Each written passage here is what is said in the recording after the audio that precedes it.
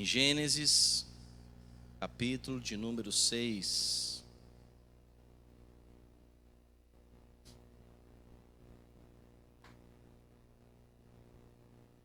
Meus irmãos, um dos grandes desafios que nós enfrentamos nos dias de hoje é andar com Deus com integridade e justiça. A iniquidade, ela tem nos levado a tantas coisas.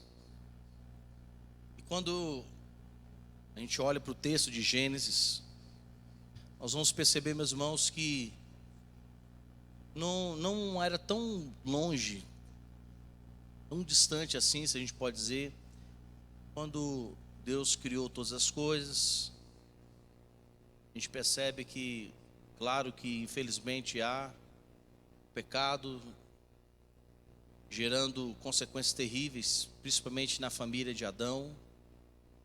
A família experimenta o primeiro homicídio. Caim tem como seu filho Lameque o primeiro a ter mais de 2 mulheres. E a gente vai percebendo ao longo da trajetória das descendências,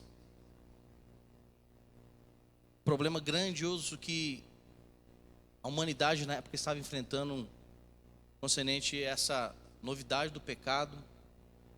Só que o grande problema aqui, meus irmãos, é que o pecado se tornou algo assim muito prazeroso. Não se tornou para alguns um fator de ruína. Eles achavam que o pecado era bom. A gente vê que a iniquidade aumenta e só vai aumentando. À medida que vai nascendo crianças, essas crianças vão crescendo, vão experimentando o fruto da sua própria natureza pecaminosa. E chega um ponto assim de uma esfera tão grandiosa de pecado, de iniquidade, que Deus olha para a humanidade e fala: eu preciso destruir. E a gente sabe, meus irmãos, que não era inicialmente o desejo de talvez de Adão e Eva verem a sua descendência arruinar. Mas ele percebe que no capítulo 5 de Gênesis, Adão ele toma a atitude de tentar criar pelo menos 7, de uma forma que adorasse ao Senhor, glorificasse o nome do Senhor. Mas ele percebe que isso se torna insuficiente para acabar com a geração, a descendência que estava vindo tão distante de Deus. Aí chega no capítulo 6 de Gênesis, que a Bíblia nos fala, versículo de número 1 de Gênesis 6, como se foram multiplicando os homens na terra, e lhes nasceram filhas. Vendo os filhos de Deus que as filhas dos homens eram formosas, tomaram para si mulheres, as que entre todas mais lhes agradaram. Então disse o Senhor: o meu espírito não agirá para sempre no homem, pois este é carnal. E os seus dias serão 120 anos. E já começa a perceber a consequência do pecado, diminuindo a longevidade de vida. Ora, naquele tempo havia gigantes na terra, e também depois, quando os filhos de Deus possuíram as filhas dos homens, as quais lhe deram os filhos. Estes foram valentes varões de renome na antiguidade.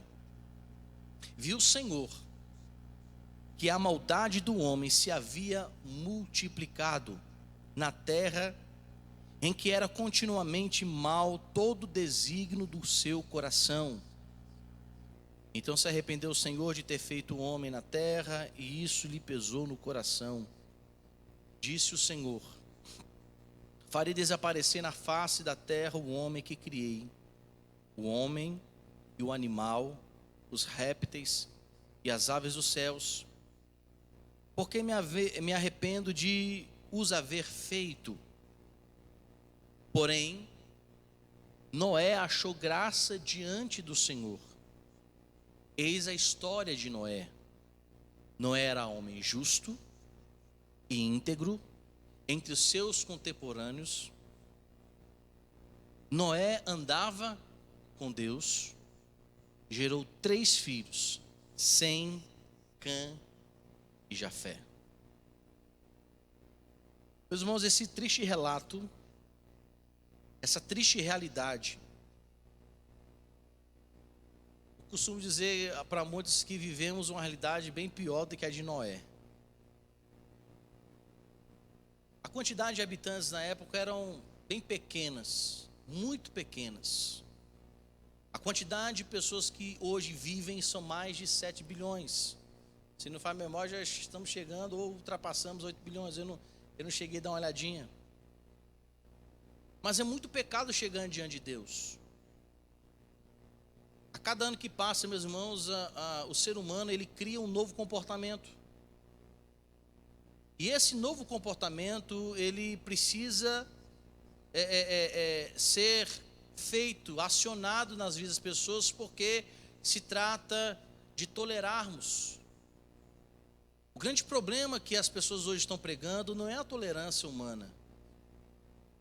As pessoas hoje querem impor a imoralidade como se fosse algo moral, ético e bondoso.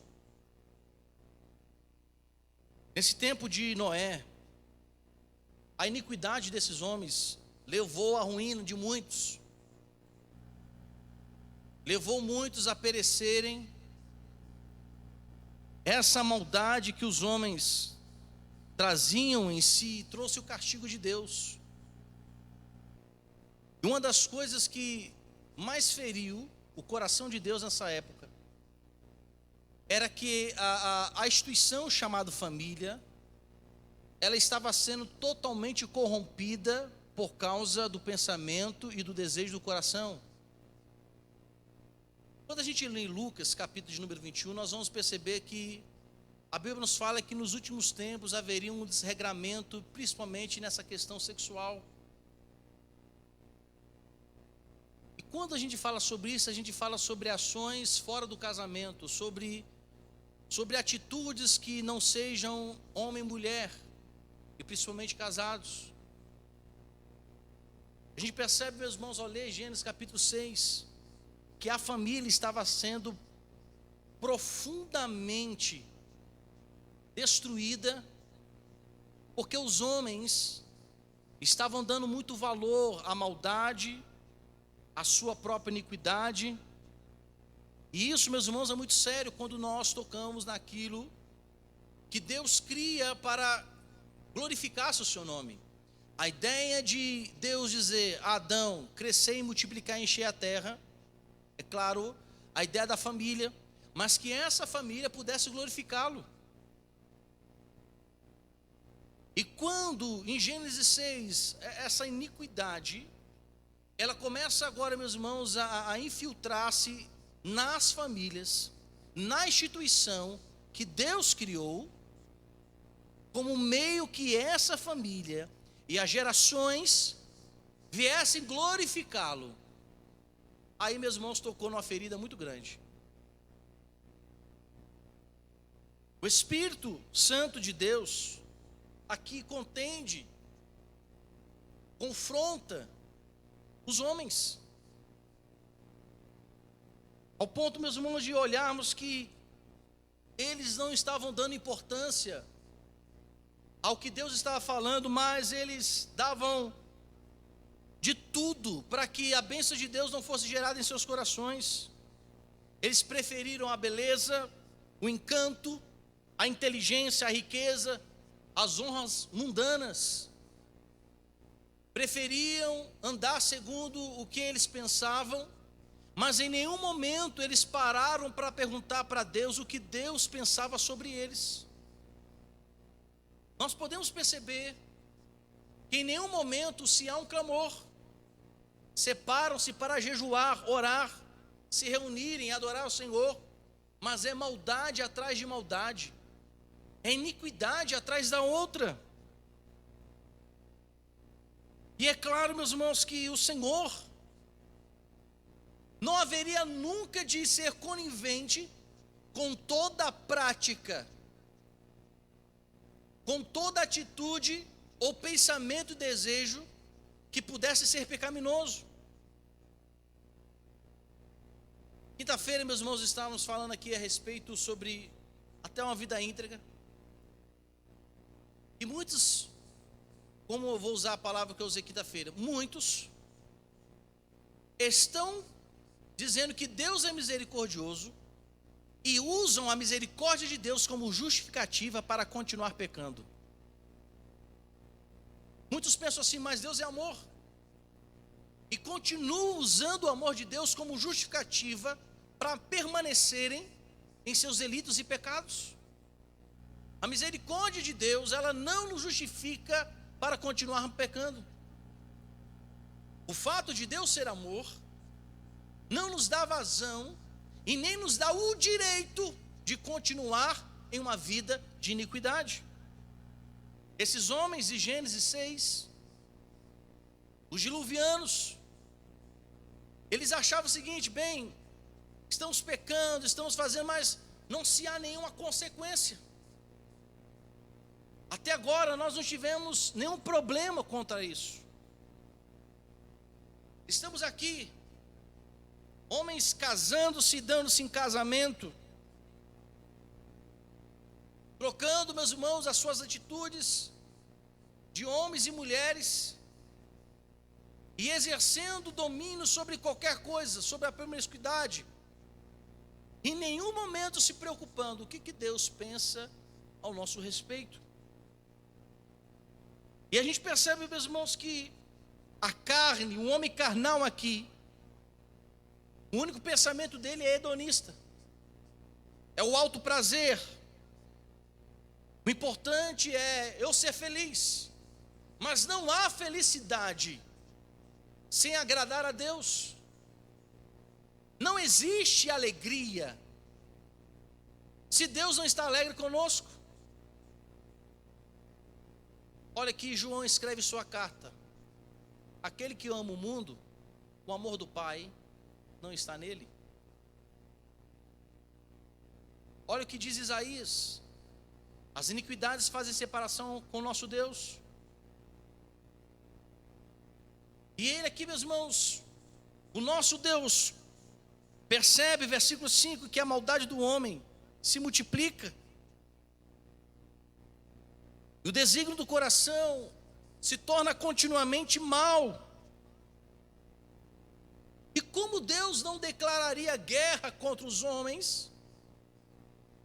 Como é que Deus, meus irmãos, haveria de ficar feliz, alegre, sendo que o pivô de toda a separação do homem com Deus é o pecado? Sendo que a arma que o inimigo das nossas almas forjou para que Adão e Eva pecassem, para que pensassem totalmente diferente, como Deus ficaria de braços cruzados? E eu quero dizer aos irmãos, nos dias de hoje, e aqueles que estão em casa, não pensemos nós que Deus está de braços cruzados, não pensemos nós que toda a maldade dessa humanidade não tem chegado às narinas dele, não pensemos nós que toda a podridão que ele está vendo, isso vai ficar impune. Não pense, meus irmãos, quer sejam eles governantes, senadores, deputados federais, estaduais, vereadores, qualquer pessoa que trabalhe em justiça, quer seja eleitoral, federal, quer sejam promotores, advogados, professores, empresários, autônomos, não pense, Brasil, que o nosso pecado diante de Deus vai ficar impune. Não pensemos nós, porque os dias de hoje são bem piores do que os dias de Noé.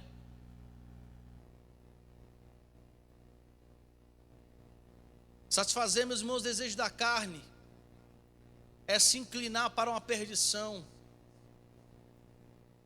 é se inclinar para um erro muitas vezes irreversível, porque quando a morte chegar para o ser humano, depois da morte segue-se ao juízo. Não há purgatório para que salve o homem. Quando a pessoa morre, não há ninguém que reze pelo lado de fora e diga: vou rezar pela alma. Acabou. E não pensemos nós, meus irmãos, que depois que morrermos, ficaremos dormindo. A parábola de Lázaro e rico nos faz perceber que o inferno, aqueles que estão lá, estão plenamente conscientes.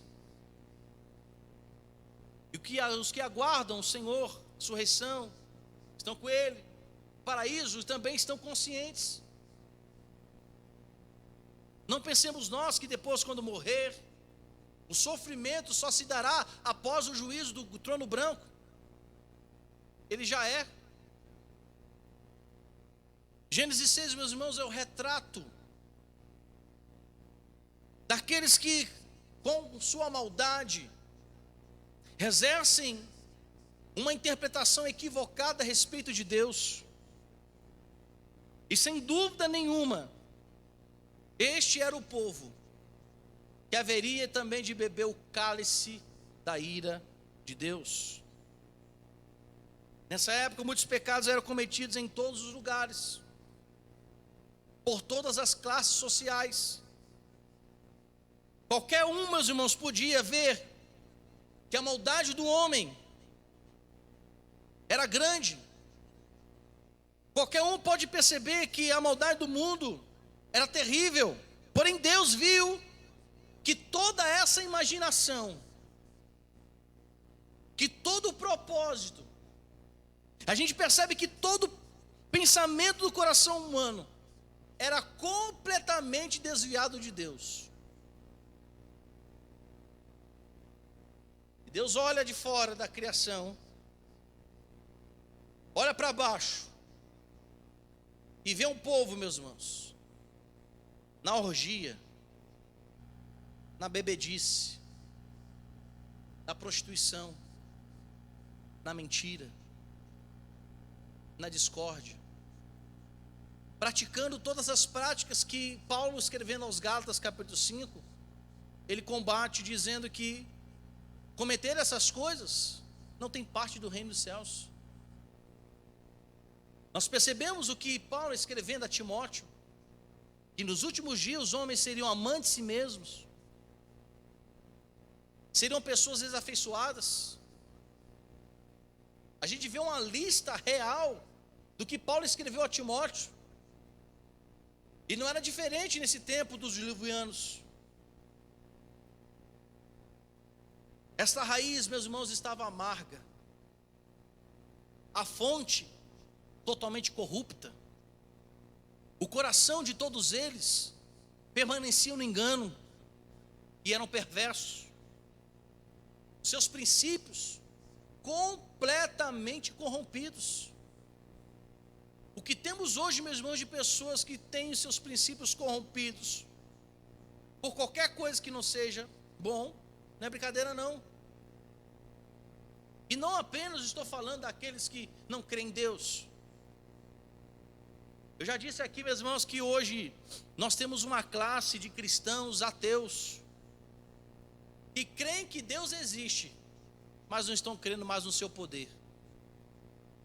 Tem a consciência de que Deus é Senhor, mas não querem se submeter à sua vontade.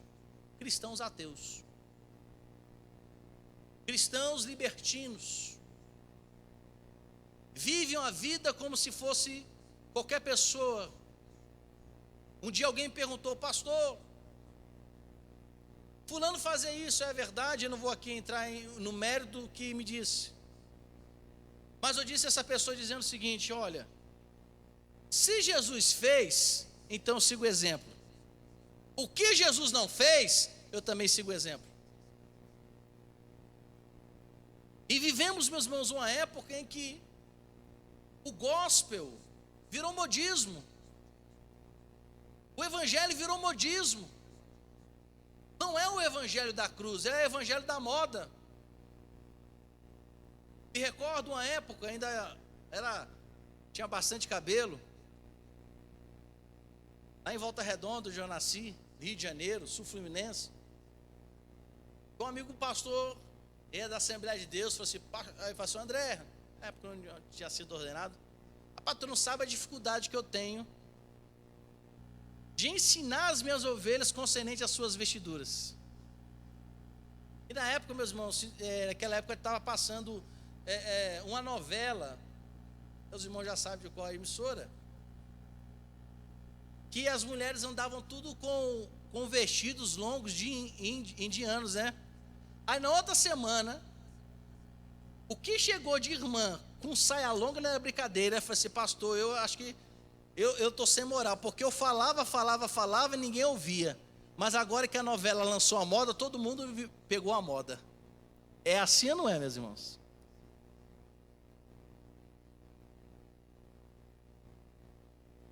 Coração corrupto, aptos e disposições para a maldade. A Bíblia nos fala, meus irmãos, que nós não devemos confiar no nosso coração. O profeta Jeremias bem disse, quando ele estava diante de uma nação completamente desviada de Deus, uma nação, meus irmãos, totalmente corrompida por si mesmo. E ele fala em seu livro, em Jeremias capítulo 17, versículo 9, que enganou-se o coração mais do que todas as coisas, e perverso, quem o conhecerá? Quando a gente confia no nosso coração, meus irmãos, estamos nos enganando. Quantos servos de Deus, quantas mulheres de Deus se enganaram com o seu próprio coração, foram traídos por si mesmos. E aqui, meus irmãos, esses homens viviam segundo o seu coração, viviam segundo as suas intenções, e que isso lhes trouxe ruína. Não havia o bem entre eles. Na verdade, Deus não fazia parte da vida deles. Deus não fazia parte dos planos deles. Deus aqui não era a prioridade. E, meus irmãos, e temos visto nos dias de hoje que as pessoas não têm tido Deus como prioridade. A palavra de Deus tem sido nos dias de hoje, se bobear, como na época do profeta Eli. Se conhecia, mas não se praticava. Vivemos em tempos em que o conhecimento sem a experiência é mais válida. Olhamos para esses homens, a intenção do coração deles não estava em Deus. Deixa eu falar uma coisa para cada um de nós mesmos. Existem muitas lutas que temos lutado, que talvez não deveríamos nem lutá-las. Mas muitas vezes, as lutas que estamos enfrentando é consequência de não consultarmos a Deus. Muitas das adversidades que temos enfrentado, ou inimigos que se levantam, talvez não haveríamos nem de enfrentá-los, mas estamos enfrentando-os. Por quê? Porque deixamos de ter Deus como prioridade. E esquecemos um texto que tanto lemos e sabemos de cor, Romanos 12, versículo 2 em diante, quando fala, versículo em diante, que fala que nós não devemos ter uma mente nesse século inserida nesses pensamentos dos dias odiernos, mas devemos buscar qual seja a boa, perfeita e agradável a vontade do Senhor. Mas a gente não consulta a Deus, nós não falamos com Deus, não perguntamos a Ele o que Ele pensa, e lutamos lutas desnecessárias. Deixa eu corrigir, necessárias. Porque às vezes, mano, são as lutas que abatem o nosso orgulho. Mas poderemos, meus irmãos, está ocupando esse tempo nessas lutas para outras coisas, mas estamos ocupadas com elas, porque nós não consultamos a Deus e perguntamos a Ele: o que o Senhor pensa? Esses homens eram assim, estavam assim, mas graças a Deus, meus irmãos, que no mundo tão vil, no mundo tão perigoso, no mundo em que as ideias falam mais do que os princípios bíblicos, no mundo, meus irmãos, em que o pecado, ele tem mais valor, em que a promiscuidade, ela se tornou exemplo de vida. Mas nesses dias de Noé, como também nos dias de hoje, existem pessoas que ainda encontram graça diante dos olhos do nosso Deus poderoso. Porque não são todos. Mas você acha que eu estou preocupado com as perseguições? Não estou, não. Minha única preocupação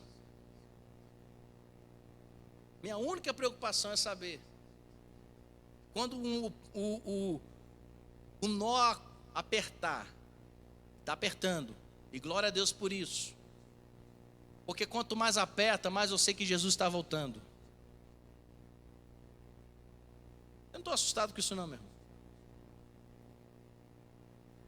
A única preocupação, confesso aos irmãos, é saber que se esse dia chegar, se realmente estamos preparados para aguentá-los.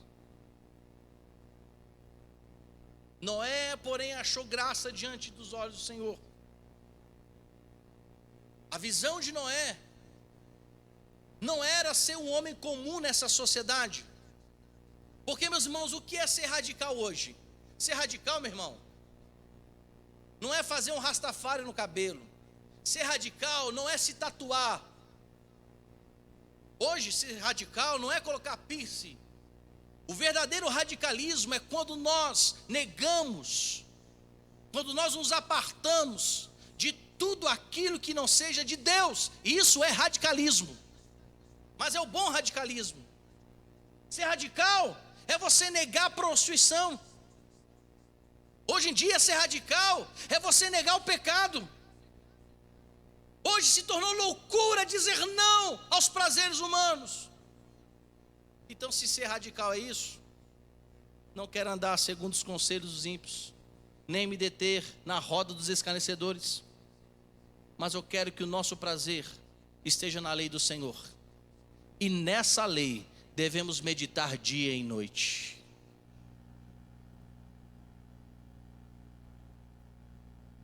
Meus irmãos, nós não devemos ser pessoas comuns. Paulo, escrevendo a sua carta à igreja de Éfeso, uma igreja, meus irmãos, que tinha nessa cidade um templo de adoração à deusa Diana. E a gente percebe, quando a gente lê a carta de Paulo aos Efésios, nós vamos perceber por que Paulo também escreve a Timóteo determinadas coisas. Nós começamos a perceber porque João, escrevendo a sua carta, que foi um que pastoreou a igreja de Éfeso, ele escreve a sua carta falando sobre o amor de Deus, que nós não devemos amar o mundo, que devemos fugir. Filhinhos, vos escrevo, não façam isso. Porque, meus irmãos, tanto Timóteo como João viveu em uma igreja em um meio muito perigoso, em uma cidade que a libertinagem comia solto. Mas ele diz o seguinte, que nós não devemos servir à vista. E esse servir à vista não deve ser servido para agradar os homens, mas como servo de Cristo, fazendo de coração a vontade de Deus, servindo de boa vontade como ao Senhor, e não como aos homens. O que ele está falando aqui? E no versículo 6 ele fala também, o que me importa é agradar a Deus. Se agradar a Deus é ser perseguido, então vou agradar a Deus. Se agradar a Deus é ser um marginalizado diante da sociedade, então eu vou agradar a Deus. E é isso que Noé fez. Noé, meus irmãos, andou e andava com Deus na época. Interessante que em Gênesis também nós vamos encontrar a respeito de Enoque, que Enoque foi trasladado porque um homem que andou com Deus. Quando nós lemos em Hebreus capítulo 11, no finalzinho, diz que homens foram mortos, eles foram decapitados. E o autor aos Hebreus fala que eram homens que buscavam tanta santidade que o mundo não era para eles. Assim também somos nós. Este mundo não é para nós. Este mundo não é nosso. Este mundo não nos pertence. A nossa pátria não está aqui. No nosso registro de nascimento não é papel, é o sangue de Cristo na cruz. Essa sim, meus irmãos, é a nossa nacionalidade. Ela é celestial. E Noé preocupava-se em fazer a vontade do Senhor. E ao ouvir a voz de Deus, ele constrói uma arca. 120 anos construindo a arca. Um doido. Lembra que Paulo fala? O evangelho é loucura para os homens? E é loucura mesmo.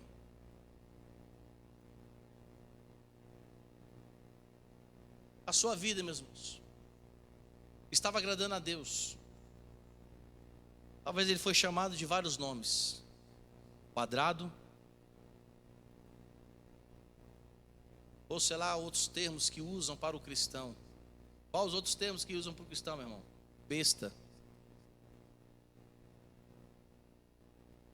Qual outro termo que usa? Pode falar. Tapado. Aliado.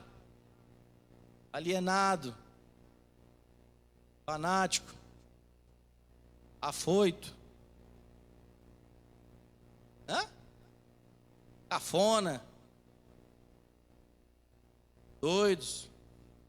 Só quero dizer para vocês que são esses que vão herdar o reino dos céus. Ateu fala que é loucura um cristão a crer em Deus. Mas eu quero dizer para você, ateu, nós vamos ver o dia que Jesus arrebatar a igreja. Aí nós vamos ver quem são os verdadeiros loucos. Aqueles que seguiram a Cristo ou aqueles que o negaram. Noé, meus irmãos, manteve a sua integridade com Deus enquanto o restante do mundo se mantinha na maldade. A boa vontade de Deus para com Noé produziu nele boa obra. Noé, meus irmãos, com a sua integridade, a sua integridade o salvou. A sua justiça, não justiça humana, mas a justiça de Deus o trouxe benefício. Não era justo. E por querer andar em justiça, foi justificado por Deus, pela sua fé. Fé que ele sempre teve em Deus. Fé que ele manteve, meus irmãos, convicta em seu coração, viva no seu coração. E aqui, meus irmãos, gostaria que nós entendêssemos isso. Neste mundo, a nossa fé precisa se manter. É fácil ser religioso. Quando a religião é moda, é fácil. Porém, meus irmãos, é lá fora que devemos demonstrar a nossa verdadeira fé. Dentro da igreja todo mundo é crente, todo mundo é salvo. Dentro da igreja todo mundo levanta a mão e dá glória a Deus. Mas no trabalho, em casa, quando estamos a sós,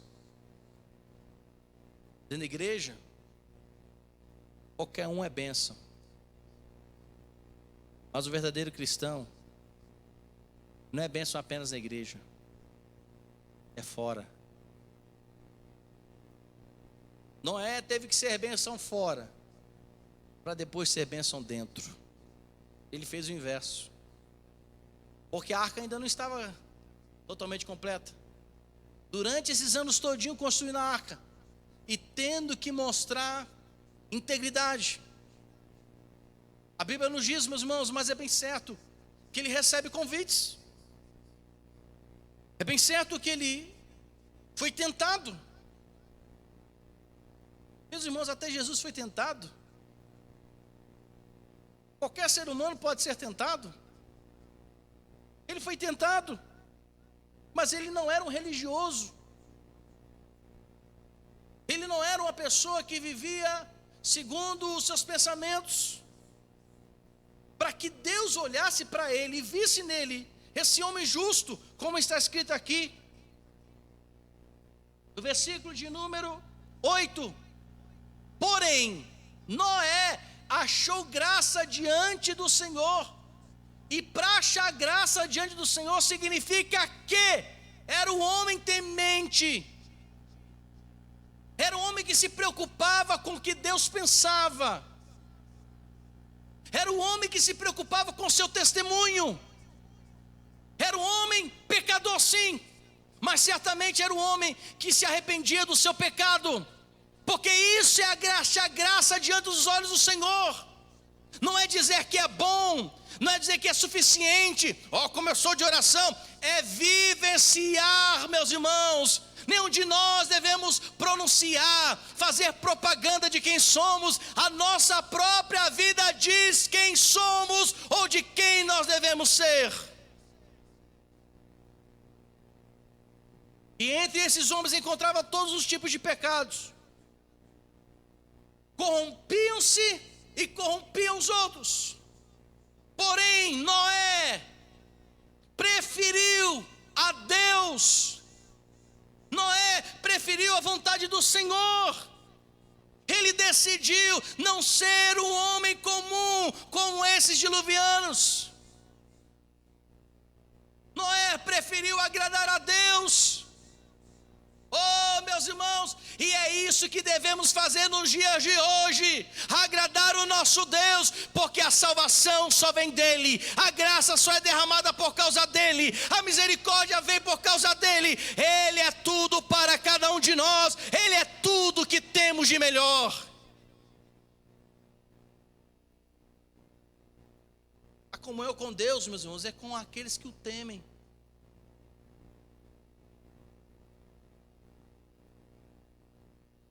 Salmos de número 25, verso 14 nos diz: o segredo do Senhor é com aqueles que o temem, e Ele lhes mostrará a sua aliança.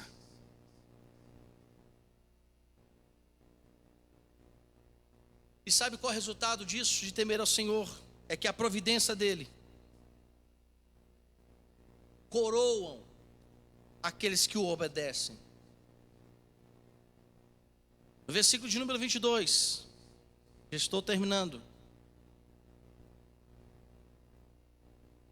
Qual foi a atitude de Noé consoante a tudo que Deus fez pelo temor? Diz assim: assim fez Noé, consoante a tudo que Deus lhe ordenara. Temeu a Deus, fez tudo quanto Deus ordenou. E isso lhes trouxe, meus irmãos, grande bênção. A Bíblia nos fala em 2 Pedro, segunda carta de Pedro, capítulo de número 3, versículos 3 a 6, está escrito o princípio da criação.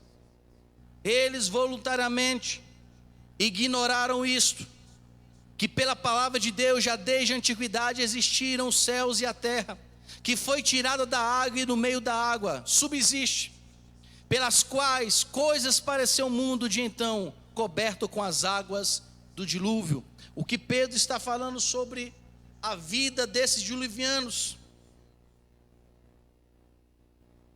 e que o juízo de Deus, ele veio justamente para quem? Aqueles que não temiam. E a pergunta, meus irmãos, para que possamos terminar nessa noite: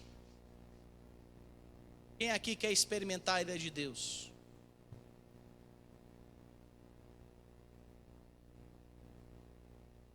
Vai chegar um dia que essa humanidade vai experimentar. A Bíblia nos fala, meus irmãos, que haverá novos céus e nova terra. Porque infelizmente a terra sofreu a consequência do pecado de Adão e Eva. Os servos dele também sofrem a consequência. Nós, mesmo sendo servos de Deus, sofremos também a consequência. Mas, meus irmãos, eu não quero experimentar a ira de Deus sobre minha vida, não.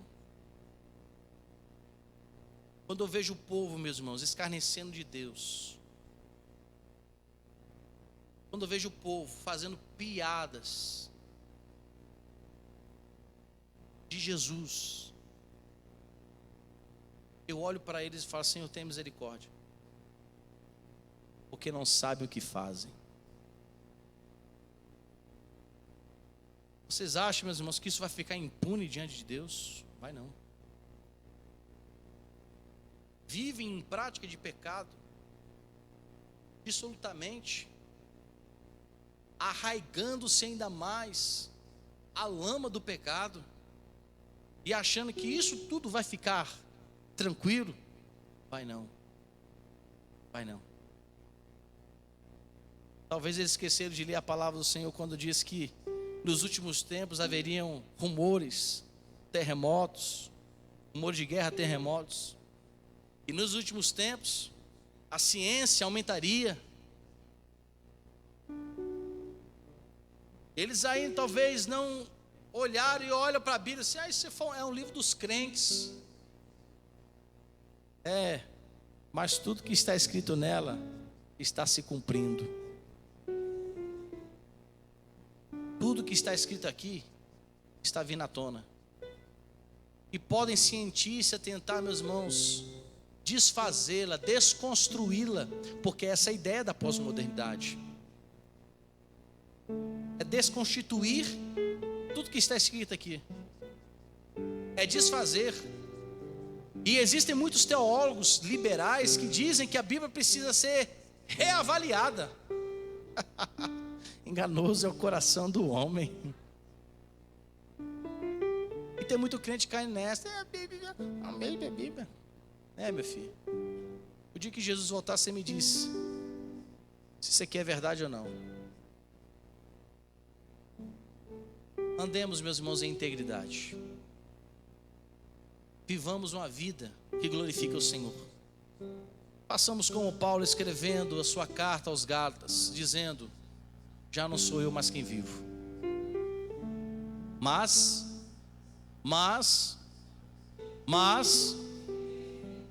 difícil, né, meu irmão? É difícil de ser isso, porque quando Cristo vive em nós, a nossa mente não é nossa, mas deve ser dele. Quando Cristo vive em nós, o que ocupa o nosso pensamento é a sua palavra, a prioridade é ele.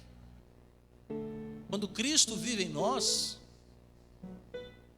saberemos qual é a boa vontade, a perfeita vontade e a agradável vontade dele. Quando Cristo vive em nós, nós não temos dificuldades em amar e nem perdoar. Quando Cristo vive em nós, o nosso temperamento, ele é ajustado.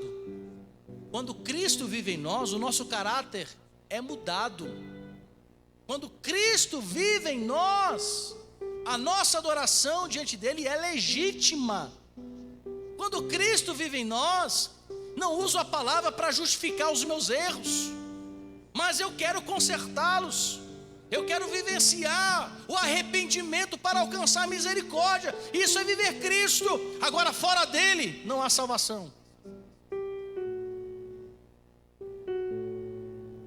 Desejamos ser como Noé, ou ser sucumbidos pelas águas do dilúvio? É claro que Deus não vai destruir a humanidade com água.